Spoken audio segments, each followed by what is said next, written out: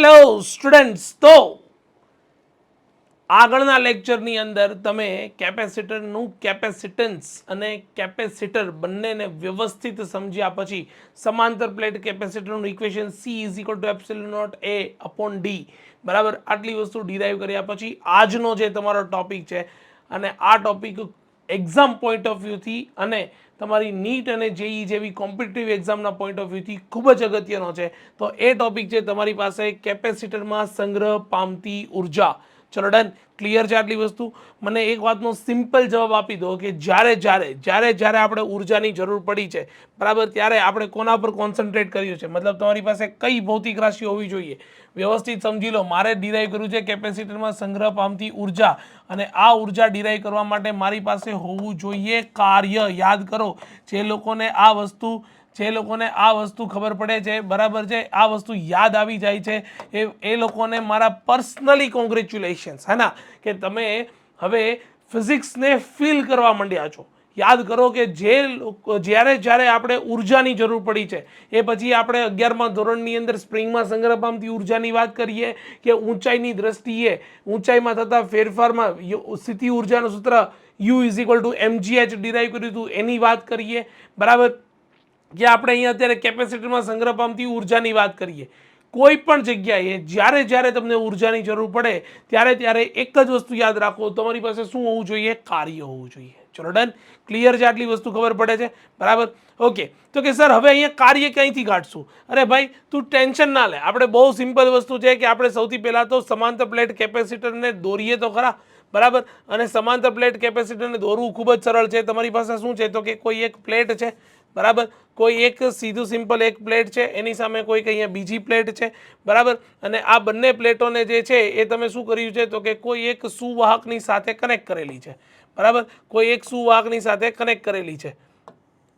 ચલો done, clear છે? હવે આ પ્લેટોની ઉપર અહીંયા જે છે એ શું હશે? તો કે ધન વિદ્યુતભાર હશે, બરાબર. અહીંયા જે છે એ તમારો ધન વિદ્યુતભાર હશે, અને અહીંયા શું હશે? તો કે અહીંયા તમારો ઋણ વિદ્યુતભાર હશે. ચલો ડન. તો અહીંયા જે છે એ ધન વિદ્યુતભાર પ્લસ ક્યુ કહી દઈએ, અહીંયા ઋણ વિદ્યુતભાર માઇનસ ક્યુ કહી દઈએ. તો મને એક વાતનો સિમ્પલ જવાબ આપો કે આવા વિદ્યુતભારની અસર હેઠળ તમારો જે વિદ્યુત ક્ષેત્ર જે છે એ વિદ્યુત ક્ષેત્ર કઈ દિશામાં હશે? તો કે સર વિદ્યુત ક્ષેત્ર હશે ધનથી ઋણ, એટલે કે આ તરફની દિશામાં તમારું વિદ્યુત ક્ષેત્ર હશે. હા ના બોલી જા. ચાલ, આટલી વસ્તુ ખબર પડી કે નહીં? આટલી વસ્તુ સમજાણી કે ના સમજાણી? બરાબર, આટલી વસ્તુ તમને ખબર પડવી જ જોઈએ કે તમારું જે વિદ્યુત ક્ષેત્ર જે છે એ વિદ્યુત ક્ષેત્ર ક્યાં હશે? તો કે વિદ્યુત ક્ષેત્ર હશે તમારી આ દિશાની અંદર તમારું હશે વિદ્યુત ક્ષેત્ર. ઓકે, એક જ વખત દર્શાવવાનું છે. તો એ વિદ્યુત ક્ષેત્રમાં તમે સિમ્પલ કોઈ એક ખૂબ જ સૂક્ષ્મ વિદ્યુતભાર ડેલ્ટા ક્યુને વિદ્યુત ક્ષેત્રની વિરુદ્ધ દિશામાં, એટલે કે ઋણ પ્લેટથી ધન પ્લેટ સુધી લઈ જવો છે. કહાની શું છે? તો કે તમારે કહાની છે કે તમારું જે વિદ્યુત ક્ષેત્ર ધનથી ઋણ તરફની પ્લેટ ઉપર છે, આ વિદ્યુત ક્ષેત્રની વિરુદ્ધ દિશામાં ઋણ વિદ્યુતભારથી કોઈ સૂક્ષ્મ વિદ્યુતભારને ક્યાંથી ક્યાં લઈ જવો છે? તો કે આને તમારે અહીંથી લઈને આ બાજુ સુધી લઈ જવો છે. ચલો ક્લિયર? આટલી વસ્તુ ખબર પડી, બરાબર. આના માટે શું કરવું પડે? તો કે સર હવે ખબર પડી. આના માટે શું કરવું પડે? તો કે કાર્ય. હવે એ કાર્યને સિમ્પલ ફોર્મની અંદર પહેલાં તો વ્યાખ્યાયિત કરો. હવે સર વ્યાખ્યાયિત કરવા માટે અમને આવડે સાહેબ, બહુ ટેન્શન નહીં, કાર્ય બરાબર. તો કે સર આવડે ને, બળ ગુણ્યા સ્થાનાંતર. એવું એમ બળ ગુણ્યા સ્થાનાંતર ના આવે ભાઈ, કારણ કે આપણે જે કાર્ય અહીંયા આપણે યાદ કર, તું મિકેનિક્સ નથી ભણતો, ધોરણ 11માં નથી. કાર્ય બરાબર બળ ગુણ્યા સ્થાનાંતર ના લઈ શકાય. અહીંયા બે પ્લેટ ઉપર અલગ અલગ વિદ્યુતભારને કારણે વિદ્યુત સ્થિતિમાનનો કંઈક તફાવત હશે, તો ભાઈ વિદ્યુત સ્થિતિમાનના તફાવતની વ્યાખ્યા ઉપરથી કાર્યને વ્યાખ્યાયિત કરવાનું છે. ના ખબર પડી સાહેબ, કશું જ ના ખબર પડી. ભાઈ હું તને એવું કહેવા માંગુ છું કે તું જે વિદ્યુતભારને ઋણ પ્લેટ પરથી ધન પ્લેટ ઉપર લઈ જવા માટે કાર્યની વાત કરે છો, એ કાર્ય યાંત્રિક કાર્ય નથી. મતલબ કાર્ય બરાબર બળ ગુણ્યા સ્થાનાંતર ન લખી શકો. બે પ્લેટ ઉપર વિદ્યુત સ્થિતિ અલગ અલગ વિદ્યુતભાર હોવાને કારણે બે પ્લેટોની વચ્ચે વિદ્યુત સ્થિતિમાનનો તફાવત હશે કે નહીં? હા સર હશે. હવે આવો વિદ્યુત સ્થિતિમાનનો તફાવત હોય તો યાદ કર, આ ચેપ્ટરનો પહેલો ટોપિક સ્થિત વિદ્યુત સ્થિતિમાનની વ્યાખ્યાયિત કરી હતી. શું વ્યાખ્યાયિત કરી હતી? તો કે V is equal two W ના છેદમાં Q. V is equal two W ના છેદમાં Q. યાદ કર ભાઈ, બરાબર. આપણે વ્યાખ્યાયિત કર્યું હતું V is equal two W ના છેદમાં ટેસ્ટ વિદ્યુતભાર ક્યુ, જ્યાં ક્યુ તમારો કયો વિદ્યુતભાર હતો? ટેસ્ટ ચાર્જ હતો. હવે આવા ક્યુ વિદ્યુતભાર માટે તમે ડબલ્યુ ને સૂત્રનો કરતા બનાવો તો વી ઇન્ટુ ક્યુ થાય. હવે સિમ્પલ લોજિક છે કે અહીંયા તમારો વિદ્યુતભાર અતિ સૂક્ષ્મ છે, તો એના માટે કરવું પડતું કાર્ય પણ સૂક્ષ્મ હશે. તો D W is equal two તમે શું લખી શકો? તો કે વી ઇન્ટુ શું લખાય? તો કે ડેલ્ટા ડેલ્ટા ડેલ્ટા હરખો કરો સર, ઓકે, ડેલ્ટા ક્યુ લખી શકાય. ચાલ, આટલી વસ્તુ ખબર પડી? આટલી વસ્તુ સમજાણી? હા કે ના બોલ? આટલી વસ્તુ ક્લિયર કટ ખબર પડી કે નહીં? બરાબર. જો આટલી વસ્તુ તને સમજાણી હોય, જો તને આટલી વસ્તુ સમજાણી હોય તો ભાઈ હવે સિમ્પલ વિચાર કર લે કે ભાઈ હવે અહીંયા અત્યારે વિદ્યુત સ્થિતિમાનનો તફાવત મેં વી જેટલો લખ્યો છે, બરાબર. પણ હવે જો મારે ટોટલ વિદ્યુતભાર, પહેલાં તો એક પણ વિદ્યુતભાર નહીં ગયો હોય, એટલે હવે મારે કુલ વિદ્યુતભાર કેપિટલ ક્યુને લઈ જવો છે. તો એના માટે હું સિમ્પલ શું કરું છું? તો કે આને હું અહીંયા લખું છું વી ડેશ. તો આને ફરીથી વ્યાખ્યાયિત કરું છું, D W is equal to V dash is equal to શું આવશે? તો કે small q into delta q ના છેદમાં સી. ક્યાંથી આવ્યો? કેપેસિટન્સની વ્યાખ્યા પરથી. કેપેસિટન્સની વ્યાખ્યા શું હતી? તો કે C is equal to Q by V. જો હું વીને સૂત્રનો કરતા બનાવું તો ક્યુ બાય સી, બરાબર. હમણાં તમને ખબર પડી જશે કે હવે છેલ્લે કરવાનું તો ઇન્ટિગ્રેશન જ છે. આપણે અહીંયા વી ડેશ લીધો જ એટલા માટે કારણ કે મેં અહીંયા સૂક્ષ્મ વિદ્યુતભાર ક્યુ જેટલો લીધો છે. ચલો ડન, ક્લિયર છે. બાકી કેપેસિટરનું કેપેસિટન્સ તો અચળ જ છે, જેને મેં સી જેટલું જ કીધું છે, બરાબર. આટલી વસ્તુ ક્લિયર કટ સમજાવી જોઈએ, કોઈ કન્ફ્યુઝ ના થતા કે સર અહીંયા વી ડેશ કેમ લીધો. સૂક્ષ્મ વિદ્યુતભારને લઈ જવા માટે વિદ્યુત સ્થિતિમાન વી ડેશને વ્યાખ્યાયિત કરેલું છે. કોઈ ટેન્શન ના લેતા. છેલ્લે જ્યારે મારે કુલ ઉર્જા મેળવવા માટે મારે શું કરવું પડે? તો કે સર કુલ ઉર્જા મેળવવા માટે તમારે સિમ્પલ શું કરવું પડે? કુલ કાર્ય મેળવવું પડે. અને કુલ કાર્ય મેળવવા માટે આપણને એક વસ્તુ જ આવડે, શું? તો કે જય ગોગા મહારાજ, એટલે કે સંકલન. D W is equal two integration શું કરવાનું? તો કે ક્યુ બાય સી ઇન્ટુ, હવે અહીંયા હું ડી ક્યુ લખી શકું? અહીંયા હું ડી ક્યુ લખી શકું? હા ના બોલ, હા ના બોલ, બરાબર. અહીંયા હું ડી ક્યુ લખાય કે ના લખાય? તો કે હા સર લખી શકાય. ક્યાંથી ક્યાં સુધી? તો કે સર 0થી લઈને, મતલબ કોઈ વિદ્યુતભાર નહોતો ત્યારથી લઈને કેપિટલ ક્યુ જેટલો વિદ્યુતભાર થાય ત્યાં સુધી. ચલો ક્લિયર છે? આટલી વસ્તુ સમજાણી? જો આટલી વસ્તુ સમજાણી હોય તો ડી ડબલ્યુનું થઈ જશે મારી પાસે અહીંયા સંપૂર્ણપણે ડબલ્યુ, બરાબર, જે 1/c, એટલે કે મેં તમને પહેલાં કીધું હતું કેપેસિટન્સ અચળ છે, અને બહાર આવી જશે. ઇન્ટિગ્રેશન 0થી લઈને કેપિટલ ક્યુ સુધી થશે અને સંકલન થશે ક્યુ ઇન્ટુ ડી ક્યુ. ચલ, ક્યુ ઇન્ટુ ડી ક્યુનું સંકલન મને આવડે છે, તો 1/c શું આવશે? તો કે સર એ થઈ જશે તમારી પાસે ક્યુ સ્ક્વેર બાય 2, અને મારે અહીંયા લખવું જોઈએ ક્યાંથી ક્યાં સુધી? તો કે 0થી લઈને કેપિટલ ક્યુ સુધી લખવું જોઈએ. હવે અપર લિમિટ ખાલી અહીંયા મૂકી દઉં, બરાબર. અગેન બે અચળ છે, બહાર આવી જાય તો 1/2, બરાબર. અને અહીંયા લખી શકાશે અપર લિમિટ ક્યુ સ્ક્વેર ના છેદમાં સી, -0 લિમિટ લખવાનો આપણે ત્યાં રિવાજ નથી. અને જો રિવાજ નથી તો તમારી પાસે એટલી બુદ્ધિ ચાલવી જોઈએ કે આ ડબલ્યુ જે છે એ સંપૂર્ણપણે અહીંયા શું શેમાં કન્વર્ટ થઈ જશે? તો કે આ જ કાર્ય જે છે એ કેપેસિટરમાં સંગ્રહ પામતી ઉર્જાના સ્વરૂપમાં સંગ્રહ પામશે. તો આ કાર્યને લખાશે U is equal to Q square by 2c. ચલ ડન, આટલી વસ્તુ ખબર પડી? Q square point 2c. તો આ તમારી પાસે કેપેસિટરમાં સંગ્રહ પામતી વિદ્યુત સ્થિતિ ઉર્જા તમને મળી ગઈ. બહુ જ સિમ્પલ છે. કાર્ય પરથી સીધું સિમ્પલ વ્યાખ્યાયિત કરો, બરાબર. અને કાર્ય એટલે બળનું સ્થાનાંતર નહીં લેવાનું, v is equal to W by ક્યુમાંથી લેવાનું. એક વખત એ કિંમત મૂકી દો, બરાબર. તમારે નાનો સૂક્ષ્મ વિદ્યુતભાર લઈ જવો છે તો એના માટેનું વિદ્યુત સ્થિતિમાન તમારી સામે છે. કુલ વિદ્યુતભાર લઈ જવો છે, ખાલી સંકલન કરો, સંકલન તમારી સામે છે અને તમને મળી જશે વિદ્યુત સ્થિતિ ઉર્જા, કેપેસિટરમાં સંગ્રહ પામતી વિદ્યુત સ્થિતિ ઉર્જાનું સૂત્ર. પરંતુ મને એક વાતનો જવાબ આપો, આપણે એક વસ્તુ જાણીએ કે ના જાણીએ? તો કે સર આપણે તો ઘણું બધું જાણીએ, પણ તમે શું કહેવા માંગો છો એ કહો ને. તો કે ભાઈ હું તમને આ કહેવા માંગુ છું કે C is equal to Q upon V, C is equal to Q upon V સૂત્ર ઉપરથી. પરંતુ પરંતુ પરંતુ આ જા કે સર આ શું આપણે જાણીએ છીએ કે, બોલો ખબર પડી કે ના પડી? તો u ઇઝ ઇક્વલ ટુ શું લખી શકો? તો કે 1/2 ક્યુ સ્ક્વેર. અચ્છા, c ઇઝ ઇક્વલ ટુ લખી દઈએ. ચલો, ક્યુ સ્ક્વેર સી ને બદલે શું લખાય? તો કે સી ને બદલે લખાશે ક્યુ બાય વી, ક્યુ ના છેદમાં વી. એક ક્યુ કેન્સલ. તો ફાઇનલી ઇક્વેશન મળ્યું યુ ઇઝ ઇક્વલ ટુ 1/2 અથવા તો આપણે આને ચલ 1/2 ક્યુ ઇન્ટુ વી લખાય, છેદનો છેદ અંશમાં આવી જાય, બરાબર. તો આ પણ એક કેપેસિટરમાં સંગ્રહ પામતી ઉર્જાનું સૂત્ર છે, આ પણ એક કેપેસિટરમાં સંગ્રહ પામતી ઉર્જાનું સૂત્ર છે. હજી એક વસ્તુ સમજીએ, પરંતુ અગેન આ જા કે આપણે જાણીએ છીએ કે what q is equal to C into V. તો તમારું ઉર્જા જે છે એ શું થઈ જાય 1/2 ક્યુ સ્ક્વેર, ક્યુ સ્ક્વેર ને બરાબર ક્યુ સ્ક્વેર અપોન સી છે ને, તો ક્યુ સ્ક્વેર બરાબર શું લખી શકાય, તો કે એ માટે લખી શકાય સી સ્ક્વેર વી સ્ક્વેર અપોન સી, સી સે સી છમ્મા છમ્મા, તો યુ ઇઝ ઇક્વલ ટુ 1/2 લખાશે સી વી સ્ક્વેર. ચલો ડન. આટલી વસ્તુ ખબર પડી ગઈ, આટલી વસ્તુ સમજાણી, બહુ જ ઇઝી છે, આમાં કશું એવું નથી કે જે તમને ન સમજાય. 1/2 સીવી સ્ક્વેર. તો ભાઈ એક વસ્તુ સમજી લે કે કેપેસિટરમાં સંગ્રહ પામતી જે ઉર્જાઓ છે ને, બરાબર, એ ઉર્જાના આપણે કેટલા સૂત્ર મેળવ્યા, તો કે સર આપણે જે છે એ તમે સૂત્ર મેળવ્યા ટોટલ 3. हाँ अरे रे ये नहीं, ये आ गया और यहाँ पे આપણે 3 સૂત્ર મેળવ્યા, બરાબર. ત્રણેય સૂત્રને હું હેશટેગ આપું છું, બરાબર. U is equal to Q square upon 2c, U is equal to 1/2 Q into V, અને last but not least U is equal to 1/2 CV square. તો આ ત્રણે સૂત્ર તમારી ફિંગર ટિપ્સ ઉપર હોવા જોઈએ એવું કહું છું. ચલો ડન. ક્લિયર છે આટલી વસ્તુ. તો કેપેસિટરમાં સંગ્રહ પામતી ઉર્જા એકદમ ઇઝી છે, તમારી સામે છે, બરાબર. પોઝ કરો, નોટ ડાઉન કરો અને ત્યાર પછી આગળ વધો. ક્લિયર? નોટ ડાઉન કરો ચલો ફટાફટ.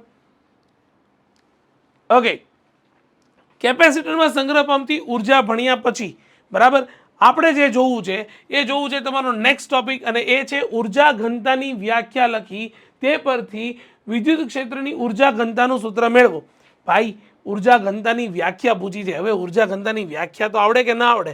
હા, તમે સિમ્પલ એક વાતનો જવાબ આપો કે ઉર્જા ઘનતાની જે વ્યાખ્યા છે, બરાબર, ઉર્જા ઘનતાની વ્યાખ્યા છે તો એ તો કેવી સિમ્પલ આપી શકાય, તો કે સર એના માટે તો સિમ્પલ છે કે ઉર્જા ઘનતાની વ્યાખ્યા શું આપી શકાય, તો કે એકમ કદ દીઠ સંગ્રહ પામતી ઉર્જાને કેપેસિટરની ઉર્જા ઘનતા કહેવાય. લો, સિમ્પલ થઈ ગયું. એકમ કદ દીઠ સંગ્રહ પામતી શું, તો કે ઉર્જા. અને ઉર્જાનું સૂત્ર, અરે રે ઉર્જાનું સૂત્ર તો હમણાં અહીંયા ડિરાઈવ કર્યું, U is equal to q square upon 2c. भाई जहां से छोड़ा था वहीं से स्टार्ट करेंगे. समझ में आ रही बात है?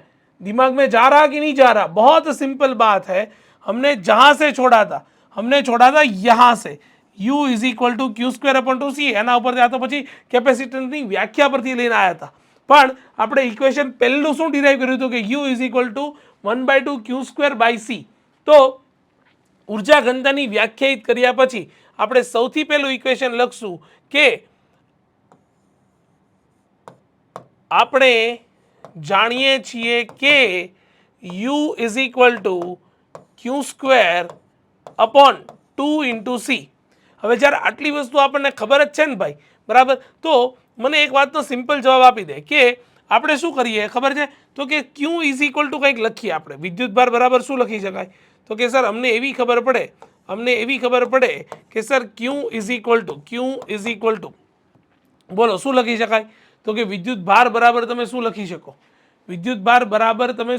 શકો, તો કે સર અમને એટલી વસ્તુ ખબર પડે કે વિદ્યુતભાર બરાબર એક તો પૃષ્ઠ વિદ્યુતભાર ઘનતાને વ્યાખ્યાયિત કરી હતી, હા કે ના, બરાબર. તો ક્યુ ઇઝ ઇક્વલ ટુ શું લખી શકાય, તો કે sir Q is equal two હું અહીંયા લખી શકીશ સિગ્મા ઇન્ટુ એ. આટલું હું લખી શકું સર, મને બીજી કંઈ આ ખબર પડે કે ના પડે, પણ મને આટલી વસ્તુ ખબર પડે કે Q is equal to sigma into A લખાય. Okay, very good. આટલી વસ્તુ ખબર પડે મારા માટે ઘણું છે. તો Q is equal to sigma into A લખાય, અને બીજું શું લખાય, તો કે sir C is equal to હમણાં જ આપણે ભણ્યા epsilon naught A by D, આવું લખાય. હા ભાઈ, એમાં પણ તું સાચો, એમાં પણ હું તને કંઈ ના નહીં કહી શકું, બરાબર. તો તમારી પાસે આ બે વસ્તુ છે, Q is equal to sigma into A જે પૃષ્ઠ વિદ્યુતભાર ઘનતા છે, નહીં તો હોય જ, કારણ કે તમે સમાંતર પ્લેટ કેપેસિટરમાં સંગ્રહ પામતી ઉર્જા ઘનતાની વાત કરો છો કે જેની બંને પ્લેટ ઉપર સમાન વિદ્યુતભાર કેટલો છે, ક્યુ જેટલો છે, અને પ્લેટોનું ક્ષેત્રફળ કેટલું છે, એ જેટલું છે, તો પૃષ્ઠ વિદ્યુતભાર ઘનતા ઓબ્વિયસ સિગ્મા હોય. તો sigma is equal to Q by A, તો Q is equal to sigma into A. અને વાત જ જ્યારે સમાંતર પ્લેટ કેપેસિટરની હોય તો એનું કેપેસિટન્સ હમણાં જ વ્યાખ્યાયિત કર્યું ને, C is equal to epsilon naught A by D. Okay, આટલી વસ્તુ જ્યારે તમને ખબર પડી જાય તો બસ હવે આ બંનેની કિંમત જે છે, sorry yes here you are, તો આ બંનેની કિંમત જે છે એ ઉપાડીને હું શેમાં મૂકી દઉં, તો કે ઉપરના આ ઇક્વેશનમાં મૂકી દઉં. તો સર તમે જ્યારે ઇક્વેશનની અંદર કિંમત મૂકો ને તો તમારી પાસે ઇક્વેશન આવે you is equal to Q square. Q square એટલે એની માટે લખાશે સિગ્મા સ્ક્વેર ઇન્ટુ એ સ્ક્વેર, બરાબર, અને 1/2 તો હતો જ, અને સીની જગ્યાએ શું લખાય, તો કે એપ્સિલોન નોટ એ ના છેદમાં ડી, આવું લખાય.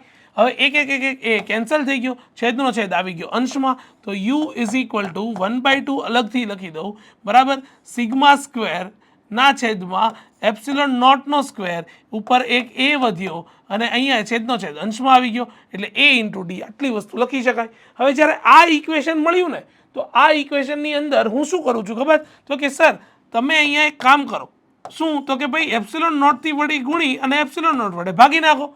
તમે કહેશો સર કેમ આવું, ભાઈ મારા મનની મરજી, હે ના એવું નથી, હમણાં જ ખબર પડી જશે કેમ આવું નહીં. જુઓ, આટલી વસ્તુ કર્યા પછી શું, હું ઉર્જા જે છે આ ઉર્જાને હું આવી રીતે લખી શકું, you is equal to 1/2 sigma square તો હતો જ, બરાબર, છેદમાં એપ્સિલોન ઇન્ટુ એપ્સિલોન નોટ, એટલે શું થઈ જશે, એપ્સિલોન નોટનો સ્ક્વેર થઈ જશે, અને એક એપ્સિલોન વધ્યો એટલે એને હું ગુણાકારમાં અહીંયા એપ્સિલોન નોટ લખું, અને હજી ગુણાકારમાં શું વધ્યું, તો કે એ ઇન્ટુ ડી, આટલી વસ્તુ તો વધ્યું જ છે.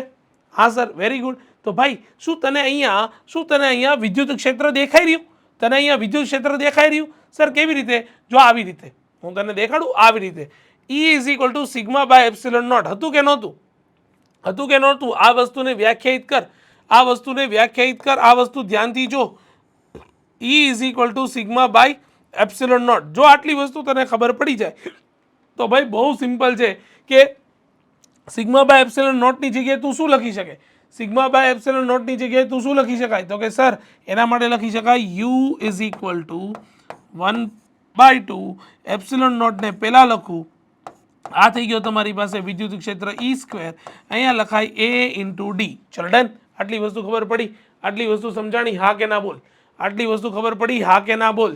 જો આટલી વસ્તુ ભાઈ તને ખબર પડી હોય તો ભાઈ હવે બહુ સિમ્પલ છે, તું વ્યાખ્યાયિત કોને કરે છો, તું વ્યાખ્યાયિત કોને કરે છો, તું વ્યાખ્યાયિત કરે છો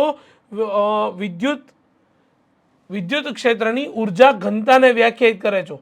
જો તું વિદ્યુત ક્ષેત્રની ઉર્જા ઘનતાને વ્યાખ્યાયિત કરતો હો, બરાબર, તો ઉર્જા ઘનતા બરાબર શું લખી શકાય, પહેલાં તો આ વારા ઘડીએ જે બંધ થઈ જાય તેને બંધ કરવું પડશે. ઓકે, તો આ ઉર્જા ઘનતા જે છે ને એ ઉર્જા ઘનતાને વ્યાખ્યાયિત થાય રોથી. શેનાથી વ્યાખ્યાયિત થાય, રોથી. હવે એ તમારી રો જે છે ને, બરાબર, એ રો જે છે ને એ રો ઇઝ ઇક્વલ ટુ હું શું લખી શકું, તો કે સર તમે એવું કીધું હતું કે ઉર્જા ઘનતા એટલે એકમ કદ દીઠ સંગ્રહ પામતી ઉર્જા. તો બસ બહુ સિમ્પલ છે, રો ઇઝ ઇક્વલ ટુ જે તમારી ઉર્જા છે એને લઈને આવું એકમ કદ દીઠ, અને કદ બરાબર મને નાના હતા ને ત્યારે મમ્મીએ એવું શીખવાડ્યું હતું કે ક્ષેત્રફળ ગુણ્યા લંબાઈ કહેવાય. આવી વસ્તુ યાદ છે? હા, આટલી વસ્તુ યાદ છે કે નહીં? તો ઉર્જાના છેદમાં કદ, કદ એટલે ક્ષેત્રફળ ગુણ્યા લંબાઈ. બસ, તો હવે બહુ સિમ્પલ છે. આ જ રો જ્યારે મારે મેળવવાની હોય, ઉર્જા ઘનતા મેળવે તો ઉર્જાનું સૂત્ર તો મેં મેળવ્યું જ છે, તો એ સૂત્રને હું સીધું સિમ્પલ લખી નાખું. બોલ શું લખું, તો કે સર તમે લખી શકો 1/2 epsilon naught E square into A into D, અને આ જે કદ હતું એ તો છેદમાં, એટલે હું અહીંયા લખીશ એ ઇન્ટુ ડી. ચલ, એ થી એ ચમ્મા, ડી થી ડી ચમ્મા, તો તમારી પાસે ફાઇનલી ઇક્વેશન આવશે કે rho is equal to 1/2 epsilon naught E square. ચલ, આટલી વસ્તુ ખબર પડી, આટલી વસ્તુ સમજાણી, હા કે ના? આટલી વસ્તુ ખબર પડી કે ના પડી? તો ભાઈ આ તો સૂત્ર છે, આ તો તમારી ઉર્જા ઘનતાનું સૂત્ર છે. ધ્યાનથી જુઓ, આ ઉર્જા ઘનતાના સૂત્રમાં તમને શું મળ્યું, તો કે વિદ્યુત ક્ષેત્ર E મળ્યું. એટલે તમને ખબર પડી કે મારે વિદ્યુત ક્ષેત્ર લાવવું હતું ને, એટલા માટે મેં અહીંયા એપ્સિલોન નોટથી વડે ગુણીને એપ્સિલોન નોટ વડે ભાગી નાખ્યા, કારણ કે E is equal to sigma by epsilon naught લખી શકાય. અને આમ બી ભાઈ મેં તમને પહેલાં જ કહું છું ને કે કેપેસિટરનું કેપેસિટન્સ એટલે શું, તો કે એની અંદર સંગ્રહ પામતી ઉર્જા. બરાબર, તમે સિમ્પલ વસ્તુ સમજો કે એની અંદર ઉર્જા જે સંગ્રહ પામે છે, કયા સ્વરૂપે સંગ્રહ પામે છે, વિદ્યુત ક્ષેત્રના સ્વરૂપમાં સંગ્રહ પામે છે. કેપેસિટર પર જેમ જેમ વિદ્યુતભાર મૂકતા જાય એમ એનું વિદ્યુત ક્ષેત્ર પ્રબળ થતું જાય. તો યાદ રાખો કે અહીંયા જે કેપેસિટરમાં સંગ્રહ પામતી ઉર્જા ઘનતા છે એ તમને વિદ્યુત ક્ષેત્રના સ્વરૂપમાં મળે છે. ચલો ડન. તો વિદ્યુત ક્ષેત્રની અંદર સંગ્રહ પામતી શું છે? તમારી ઉર્જા ઘનતા છે. ચલો આટલી વસ્તુ જો તમને ક્લિયર કટ સમજાઈ જાય, આટલી વસ્તુ ખબર પડી જાય તો આ ઉર્જા ઘનતાને કેપેસિટરમાં સંગ્રહ પામતી ઉર્જા ઘનતા કે જે વિદ્યુત ક્ષેત્રના સ્વરૂપમાં લખી શકાય. તો ભાઈ બીજું જે છે જે મારે તમને આઉટ ઓફ ધ સિલેબસ જઈને મારે તમને સમજાવવું છે એ એવું છે કે તમે જેમ જેમ અહીંયા અત્યારે કેપેસિટર ભણો છો ને એવી જ રીતે છઠ્ઠા ચેપ્ટરમાં ઇન્ડક્ટર ભણવાના છો. જેમ અત્યારે કેપેસિટર ભણ્યા એમ ઇન્ડક્ટર ભણવાના છો. સર હવે ઇન્ડક્ટર શું હોય? અરે ભાઈ ઇન્ડક્ટર જે તે વખતે હું તને સમજાવીશ શું હોય, પણ એવું તો સમજી લે કે ઇન્ડક્ટરમાં સંગ્રહ પામતી સેમ ઉર્જા ઘનતાની વાત કરીશ ને તો એ ઉર્જા ઘનતા તને કંઈક આવી મળવાની છે. Rho B is equal to 1/2 epsilon naught અંશમાં છે તો એના જગ્યાએ છેદમાં આવી જશે મ્યુ નોટ, બરાબર છે, અને વિદ્યુત ક્ષેત્રની જગ્યાએ થઈ જશે ચુંબકીય ક્ષેત્ર B². ચલ ડન. તો આ ચુંબકીય ક્ષેત્રમાં સંગ્રહ પામતી ઉર્જાનું સૂત્ર મળી જશે. એપ્સિલોન નોટ શૂન્ય અવકાશની પરમિટિવિટી છે તો મ્યુ નોટ જે છે એ પરમિએબિલિટી આવશે તમારો. ચલો ડન. એ શું આવશે? પરમિએબિલિટી, જે પણ માધ્યમ ઉપર જ આધાર રાખે છે. બહુ ટેન્શન લેવાની જરૂર નથી એમાં. ચલો ક્લિયર છે? આટલી વસ્તુ ખબર પડે, આટલી વસ્તુ સમજાય છે, બરાબર. તો આ વસ્તુ જે છે એ તમારે યાદ રાખવાની છે ભાઈ, કે જ્યારે કેપેસિટર જે છે કેપેસિટરની ઉર્જા અને ઉર્જા ઘનતાની વાત કરવામાં આવે ને ત્યારે બહુ ઇમ્પોર્ટન્ટ વસ્તુ છે, બહુ એટલે બહુ જ ઇમ્પોર્ટન્ટ વસ્તુ છે, બરાબર, કે કેપેસિટરની અંદર ઉર્જા વિદ્યુત ક્ષેત્રના સ્વરૂપમાં સંગ્રહ પામે અને ઇન્ડક્ટરની અંદર જે ઉર્જા જે છે એ ચુંબકીય ક્ષેત્રની અંદર સંગ્રહ પામે. સેમ વસ્તુ હું ડિરાઈવ કરીને આપવાનો છું, બરાબર. એપ્સિલોન નોટ અંશમાં હોય તો મ્યુ નોટ છેદમાં આવે. જે ઇક્વેશનમાં મ્યુ નોટ અંશમાં હશે એપ્સિલોન નોટ છેદમાં આવશે. બંને એકબીજાની વિરુદ્ધ પ્રમાણમાં આવશે. યાદ રાખવાની ટેકનિક છે. અત્યારે માત્ર જોઈ લો, છઠ્ઠા ચેપ્ટરમાં ઇન ડિટેલ તમને હું ડિરાઈવ કરીને આપીશ. ચલો ક્લિયર? આટલી વસ્તુ ખબર પડી? આટલી વસ્તુ સમજાણી? હા કે ના બોલી જાઓ. ચલો આટલી વસ્તુ ખબર પડી હોય તો ભાઈ મસ્ત કરીને કમેન્ટ કરી દો, બરાબર, વિડીયોની અંદર. મને ખબર પડે, મારું મોટિવેશન બનતું રહે, બરાબર. મને ખબર પડે કે કેટલા લોકો જોવે છે. ખાસ કરીને જોવું અગત્યનું નથી, સાથે સાથે નોટ્સ બનાવતા જજો. ચલો ડન. તો કેપેસિટરમાં સંગ્રહ પામતી ઉર્જા અને ઉર્જા ઘનતાનું આ સૂત્ર આખું ડિરાઈવ કર્યા પછી મારે તમને એક નાનો એવો ટોપિક સમજાવો, પણ એ પહેલાં વિડીયોને પોઝ કરો અને પોઝ કરીને વિડીયો આ જેટલા મેથેમેટિકલ સ્ટેપ્સ છે એટલા મેથેમેટિકલ સ્ટેપ્સ લખી નાખો. ખાલી મને એટલી વસ્તુની ખબર પડે કે જો તમને મેથેમેટિકલ સ્ટેપ્સ બી આવડતા હશે ને, બરાબર, તો થિયોરીમાં તો તમે ફોડી નાખવાના છો. અને બાય ધ વે તમારા ઇક્વેશન જે છે એ તમારા કોન્સેપ્ટ જ ક્લિયર હોવા જોઈએ ને, બરાબર. કોન્સેપ્ટ આનાથી ક્લિયર થશે. ઓકે, તો વિડીયોને પોઝ કરો અને લખી નાખો. ચલો ફટાફટ. ઓકે, એક વખત આટલી વસ્તુ સમજાઈ ગયા પછી, બરાબર, મારે તમને ખાલી એક જ નાનો એવો ટોપિક સમજાવવો છે કે ભાઈ જ્યારે કેપેસિટરની વચ્ચે હવા છે, બે કેપેસિટરની પ્લેટો વચ્ચે, આ જે બે કેપેસિટરની પ્લેટો છે કે જેના ક્ષેત્રફળ ઓલમોસ્ટ સમાન છે, આ કેપેસિટરની પ્લેટો વચ્ચે શું છે તો કે હવા છે, ત્યારે એનું વચ્ચેનું કેપેસિટન્સ છે ને એ C is equal to epsilon naught A/D થી વ્યાખ્યાયિત થાય. હા સર, થાય, બરાબર. પણ મને એક વાતનો જવાબ આપ કે આ જ કેપેસિટરની બે પ્લેટની વચ્ચે હવા ન રહેતા, કેપેસિટરની બે પ્લેટ વચ્ચે હવા ન રહેતા આની વચ્ચે હું જો કોઈક માધ્યમ ભરી દઉં, આ કોઈક ડાઇલેક્ટ્રિક માધ્યમ ભરી દઉં એક્ઝેક્ટ એ જ જાડાઈનું, કેટલી જાડાઈનું તો કે D જેટલી જાડાઈનું, કારણ કે બંને વચ્ચેનું અંતર કેટલું હતું? D જેટલું હતું, બરાબર. તો આ D જેટલી જાડાઈની અંદર હું કોઈક ડાઇલેક્ટ્રિક અચળાંકવાળું માધ્યમ ભરી દઉં, બરાબર, કે તો મને એક વાતનો જવાબ આપ કે હવે એનું કેપેસિટન્સ જે છે એ કેપેસિટન્સ કેટલું થશે? તો કે સર બહુ સિમ્પલ છે કે હવે એનું કેપેસિટન્સ છે C જેટલું ના રહેતા આપણે C ડેશથી વ્યાખ્યાયિત કરીએ તો C dash is equal to શું થાય તો કે હવે શૂન્ય અવકાશની પરમિટિવિટી નહીં આવે, માધ્યમની પરમિટિવિટી આવશે એપ્સિલોન A/D, કારણ કે A અને D તો બદલાણું નથી. ચલો ડન. અને અહીંયા જે છે એ માધ્યમની ડાઇલેક્ટ્રિક અચળાંક કેટલો છે તો કે K6, તો ચલો જવા દો, બરાબર, 6 નહીં પણ K જેટલો ડાઇલેક્ટ્રિક અચળાંક રાખી દઈએ, બરાબર. માધ્યમનો ડાઇલેક્ટ્રિક અચળાંક જે છે એ કેટલો છે તો કે માધ્યમનો ઠેર જા ભાઈ, શ્રેણી અને સમાંતર પછી ભણું, બરાબર. પહેલાં તો મારે એવું સમજવું જોઈએ કે માધ્યમનો ડાઇલેક્ટ્રિક અચળાંક જે છે બરાબર, એ માધ્યમનો ડાઇલેક્ટ્રિક અચળાંક કેટલો છે તો કે કે જેટલો છે એવું આપણે લઈ લઈએ. ઓકે, માધ્યમનો ડાઇલેક્ટ્રિક અચળાંક કેટલો છે તો કે જેટલો ડાઇલેક્ટ્રિક અચળાંક છે એવું માની લઈએ. હવે જ્યારે કે જેટલા ડાઇલેક્ટ્રિક અચળાંકવાળા કોઈ અવાહક એટલે કે માધ્યમને કેપેસિટરની બે પ્લેટ વચ્ચે મૂકવામાં આવે તો એનું કેપેસિટન્સ કેટલું થાય ને, that I want to find actually. ચલો ડન, ક્લિયર છે. તો એના નવા કેપેસિટન્સ અને જૂના કેપેસિટન્સની સરખામણીમાં હું સિમ્પલ બંનેનો ગુણોત્તર લઈ લઉં. તો હું અહીંયા લઉં છું C dash upon C. C dash upon C is equal to શું લખી શકાય તો કે C dash is equal to લખાય epsilon naught A upon D, અને છેદમાં છે તો એને ઉલટાવીને લખી નાખું, ડી ના છેદમાં શું લખી નાખાય તો કે એપ્સિલોન નોટ ઇન્ટુ એ. ચલો ડન, એ થી એ કેન્સલ થઈ ગયો, ડી થી ડી કેન્સલ થઈ ગયો, તો finally C dash upon C is equal two equation શું આવશે તો કે એપ્સિલોન બાય એપ્સિલોન નોટ આવું ઇક્વેશન આવશે. મને બહુ જ મસ્ત રીતે યાદ કરીને જવાબ આપી દો કે epsilon by epsilon naught chapter number 1માં વ્યાખ્યાયિત કર્યું હતું. બોલો ત્યારે એપ્સિલોન બાય એપ્સિલોન નોટ શું હતું? Epsilon naught by epsilon naught શું હતું તો કે સર એ હતું એના બરાબર તમે લખતા કે, અને કે ને કહેવાય શું કહેવાય તો કે એને કહેવાય માધ્યમનો શું કહેવાય તો કે માધ્યમનો ડાય ઇલેક્ટ્રિક, ડાય કેવી રીતે લખો ગુજરાતી વાળા, ખબર જ નહીં સાહેબ, એની માટે લખાય ડાય ઇલેક્ટ્રિક અચળાંક. તો ભાઈ જો આટલી વસ્તુ વ્યાખ્યાયિત થઈ હોય તો આપણે તો શું જોતું હતું, આપણે તો જોતું હતું કેપેસિટરનું કેપેસિટન્સ.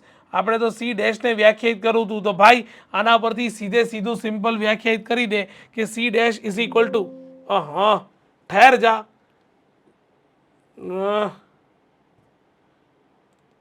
ડિસ્કાર્ડ નહીં આપવાનું હતું, ડિસ્કાર્ડ નહોતું આપવાનું, શેટ. ચલો કોઈ વાંધો નહીં. ઉર્જા ઘનતાનું સૂત્ર ભણ્યા પછી આપણે ફરીવાર જોઈ લઈએ. બરાબર, તમે શું જોયું હતું તો કે તમે સિમ્પલ આપણી થોડીક મહેનત વધારે થશે, થોડો વિડીયો લાંબો બનશે પણ કોઈ વાંધો નહીં. કેપેસિટરની બંને પ્લેટોની વચ્ચે જ્યારે હવા હતી ત્યારે C naught is equal to શું વ્યાખ્યાયિત કર્યું હતું epsilon naught A upon D. અને જ્યારે આ જ કેપેસિટરની પ્લેટની વચ્ચે તમે જ્યારે એટલે એટલી જ જાડાઈનું તમે જ્યારે કોઈક ડાઇલેક્ટ્રિક માધ્યમને દાખલ કરો છો કે જે ડાઇલેક્ટ્રિક માધ્યમનું રિવિઝન થઈ જશે, ફટાફટ યાદ રાખો કે જે ડાઇલેક્ટ્રિક માધ્યમનો ડાઇલેક્ટ્રિક અચળાંક જે છે એ કે જેટલો છે. તો આના માટે તમે વ્યાખ્યાયિત કર્યું હતું C dash is equal to epsilon કે જે ડાઇલેક્ટ્રિક માધ્યમની પરમિટિવિટી હતી બાય ડી. બરાબર છે, અને સિમ્પલ જ્યારે મારે એને વ્યાખ્યાયિત કરવું હોય તો હું શું લખીશ તો કે C dash upon C is equal to epsilon A upon D into શું લખ્યું હતું તો કે D upon epsilon naught into એ.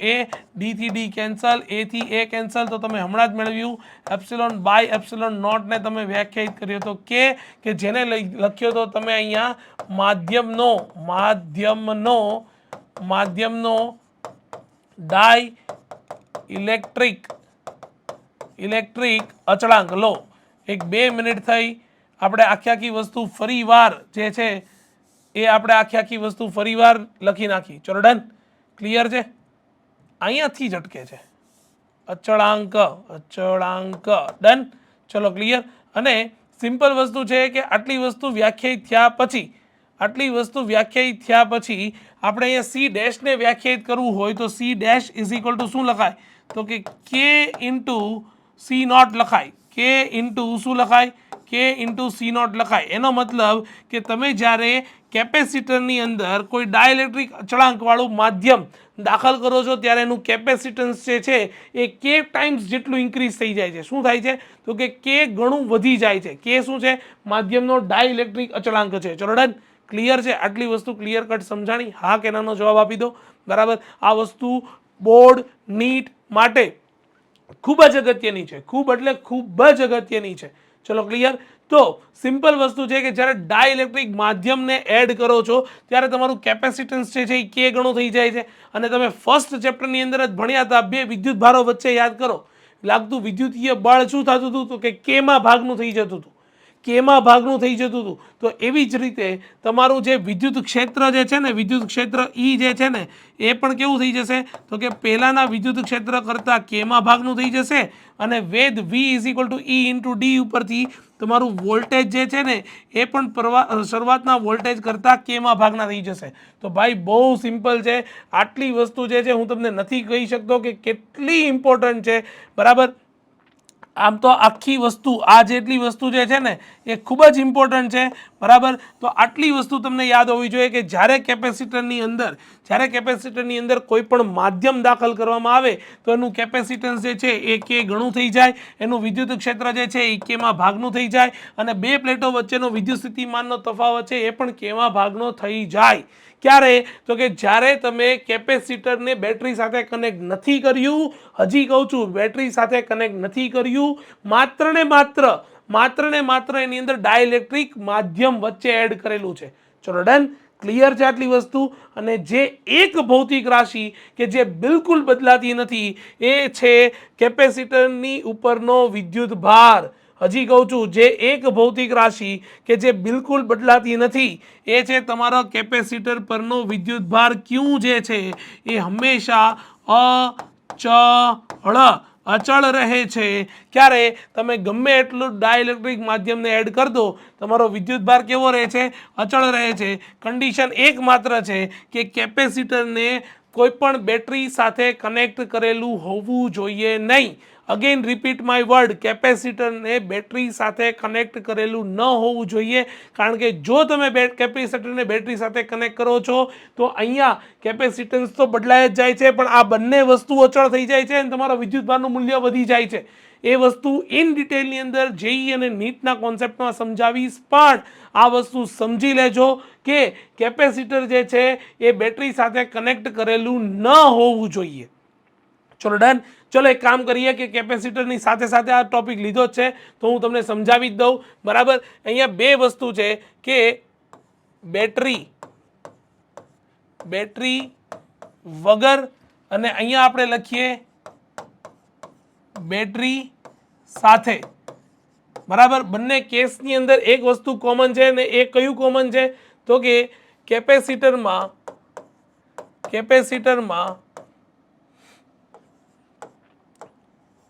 ડાઈ ઇલેક્ટ્રિક માધ્યમ દાખલ કરતા. ચોર્ડન, બહુ સિમ્પલ છે. હું તમને સીધું શોર્ટકટ આપું છું. યાદ રાખો કે નવું જે કેપેસિટન્સ છે એ કે ગણું બંને કેસની અંદર થવાનું છે. નવું કેપેસિટન્સ છે એ બંનેમાં કે ગણું થવાનું છે. કે ઇન્ટુ એપ્સિલોન નોટ નહીં આવે, કે ઇન્ટુ સી નોટ. ચલો ડન. તો કેપેસિટન્સ બંનેમાં કે ગણું થઈ જાય. બેટરી વગર છે એ તમારું નવું વિદ્યુત ક્ષેત્ર જે છે એ પહેલાંના વિદ્યુત ક્ષેત્ર કરતાં કે ગણું થઈ જાય. અહીંયા નવું વિદ્યુત ક્ષેત્ર જે છે એ પહેલાંના વિદ્યુત ક્ષેત્ર જેટલું જ રહેશે. અહીંયા જે વિદ્યુત સ્થિતિમાન જે છે વી ડેશ જેટલો વિદ્યુત સ્થિતિમાન છે પહેલાંના વિદ્યુત સ્થિતિમાન કરતાં કે ગણો થઈ જાય. જ્યારે બેટરી છે તો એને વિદ્યુત સ્થિતિમાન પૂરો પાડે તો એ પહેલાંના વિદ્યુત સ્થિતિમાન જેટલો જ રહે. અહીંયા વિદ્યુત ભાર અચળ છે. અહીંયા તમારો વિદ્યુત ભાર ક્યુ ડેશ છે એ ક્યુ નોટ જેટલો જ હોય, જ્યારે અહીંયા તમારો નવો વિદ્યુત ભાર છે એ કે ગણો વધી જાય, ક્યુ નોટ કરતાં વધી જશે. ચલો ડન, ક્લિયર છે. તો આ હતું તમારું બાયફર્કેશન્સ ગાઈઝ. ચલો ડન. હજી કહું છું તમે આ વિડીયો પોઝ કરી લો. આના જેવી શોર્ટકટ ક્યાંય જોવા નહીં મળે, બરાબર. આટલી વસ્તુ યાદ રાખશો, તમારા એમસીક્યુ ચુટકીઓની અંદર સોલ્વ થશે. બોસ, તમને નથી ખબર કે મેં તમને કયા લેવલની શોર્ટકટ આપી દીધી છે. આટલી જ વસ્તુ યાદ રાખો. બીજી એક પણ વસ્તુ તમારે યાદ રાખવાની જરૂર નથી, કારણ કે મને તમારા ફિઝિક્સમાં માર્ક્સ જોઈએ છે, બરાબર. મારે તમને ફિઝિક્સમાં પીએચડી એઝ ઓફ નાઉ તો નથી જ કરાવવાનું. ક્લિયર. નીટ અને જેઈઈમાં સારામાં સારા ફિઝિક્સમાં માર્ક્સ મેળવો, બસ આપણો એઇમ એટલો જ છે. તો અહીંયા હતું તમારું સમાંતર પ્લેટ કેપેસિટરનું કેપેસિટન્સ, તમારું કેપેસિટરના કોન્સેપ્ટ, કેપેસિટરમાં સંગ્રહ પામતી ઉર્જા ઘનતા, અને એ ઉર્જા ઘનતાથી પણ વધીને કેપેસિટરની અંદર ડાયઇલેક્ટ્રિક દાખલ કરો ત્યારે શું થાય છે બેટરીના જોડાણ સાથે, બેટરીના જોડાણ વગર, બરાબર. બેટરીના જોડાણ વગર, બેટરીના જોડાણ સાથે શું ફેરફાર થાય છે એ તમારી સામે છે ગાઈઝ. ચલો done. Thank you so much guys, thank you so much. આવા જ વિડીયો હું બનાવતો રહીશ. અગેન હજી હું કહું છું, તમને કેવો લાગ્યો એ વિડીયોની નીચે કમેન્ટ કરીને જરૂરથી જણાવો ગાઈઝ. ચલો ડન, ક્લિયર છે. Thank you so much guys, thank you so much.